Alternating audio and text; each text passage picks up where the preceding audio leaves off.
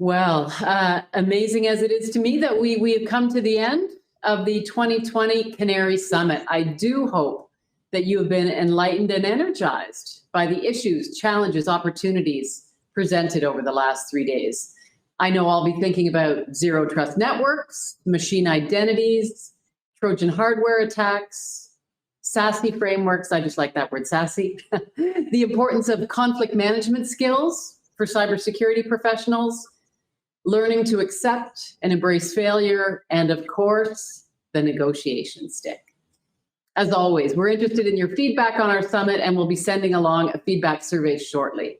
Your input helps us to continually improve the summit experience, so I thank you in advance for your feedback.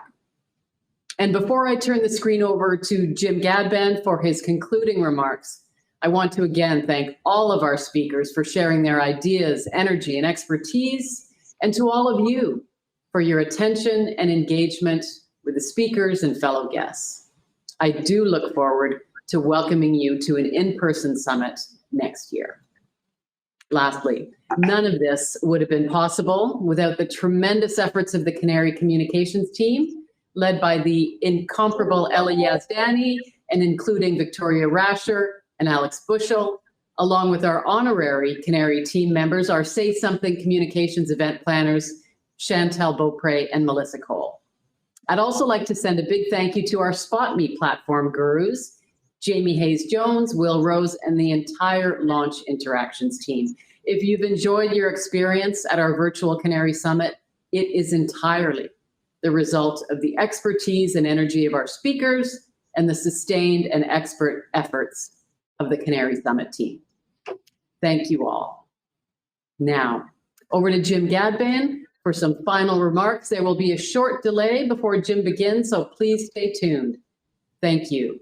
I hope to see you all soon.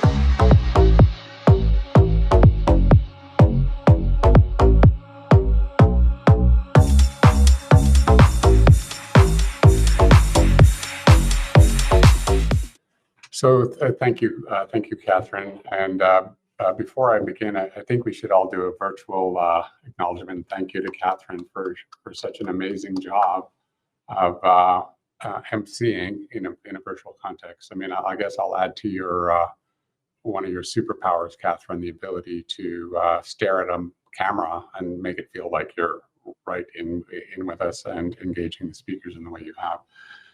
I suspect the reason why you like the term SASE is because you're also a mother of 2 girls. You might want to study that a bit. This is the part of the agenda. Thank you for staying, and I won't take long, and we'll definitely have you out of here shortly. Where I will share with you what we think is a call to action, as well as hopefully some pithy comments, pithy parting comments that you can take with you to sort of recap where we are as a country and about the main messages of the summit.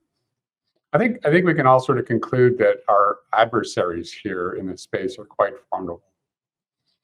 They would like nothing better than to have us underestimate their capabilities.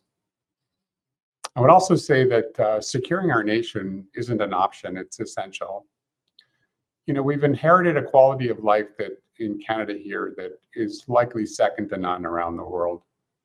And we have an obligation going into the future to retain that quality of life for our children and future generations, and not just retain it, but allow them to have a platform to continue to improve the quality of life for all Canadians. So in the context of securing the country, our task is to secure research and education. We all know that the main asset is at the institutions, and their voices must be heard. And we, in the business of providing services to them, have to be responsive to their needs. I'll also add that cybersecurity is not a spectator sport.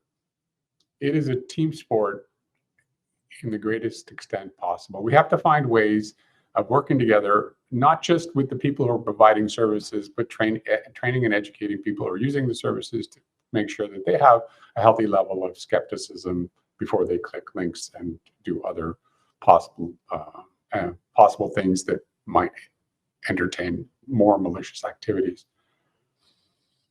So to do that, we need collaboration, and we need collaboration in the true sense of the word.